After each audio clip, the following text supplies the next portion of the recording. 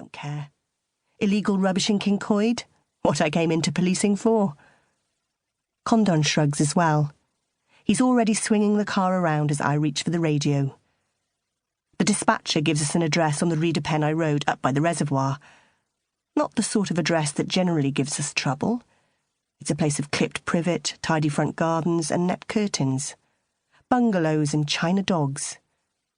We're there in 10 minutes. A big blue van, doors banging open in the wind, marks the target. Condon whirls the car into the vacant scrap of driveway, parks under a bare-branched cherry tree. We get out. Condon's in uniform, and I'm not. And he's a man, which I'm not. So although I'm technically the senior officer, it's him the house clearance guys defer to as they pull off their gloves and shake hands with those big, masculine grips. I don't care. Just stand back and watch the clouds scud. Illegal rubbish. How tough can the assignment be? I hear fragments only. Bungalow belonged to an old lady, died 2 months back. Next of kin in Australia, blah, blah.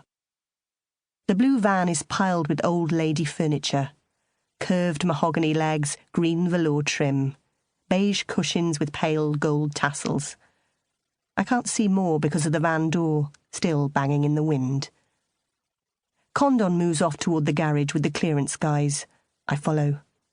The garage door is raised, and there's a skip in front of it, half full.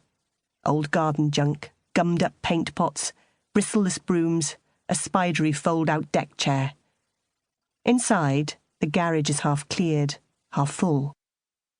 Teak garden furniture. The sort that's good enough you store it indoors over winter and in bad weather. Take outside when it's warm. And there's a chest freezer.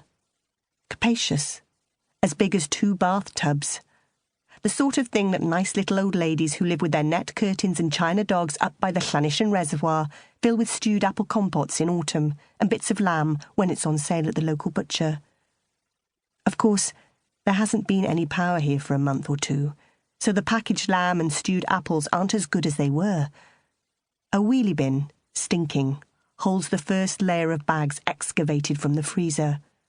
A pile of plastic-wrapped packages lies on the ground, the greyish-yellow colour of meat turned bad, and condensation dripping from the inside of each bag.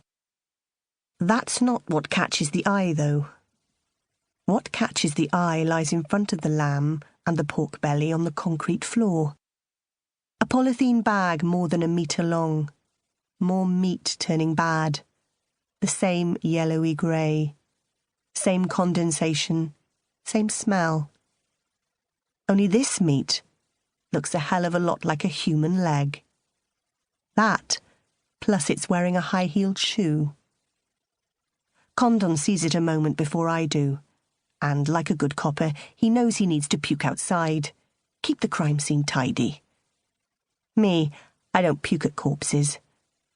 As Condon is decorating the flower bed, I approach the bag, feeling the flesh through the thick polythene. It feels like old, cold steak. I squat down by the dead girl, keeping her company, letting the peace flow out of the bag and into me. Condon and the clearance guys are silhouettes moving in the garage doorway. With my hand still on the girl's thigh, I call the office. Rhiannon Watkins, the only DI I know to be on duty. I give her the gist. Condon will probably be getting something going with the dispatcher too, but this will be a CID case from here on. A sweet little murder. I feel a deep sigh of relaxation pass through me. Of pleasure. I didn't have much planned for the weekend, and whatever there might have been, this will be better. I give the thigh a last long, affectionate squeeze, and stand up so I can see down into the depths of the freezer. I'm expecting more of the same. Arms, head, the other leg. Chunks of torso sawn up and stored. But there's nothing. Squidgy apple puree. Bags of beans, unusable now. A few Tupperware containers with handwritten labels and dates, no longer legible in the dark and wet. Nothing that looks like body parts. Nothing that looks like the rest of this stinky jig.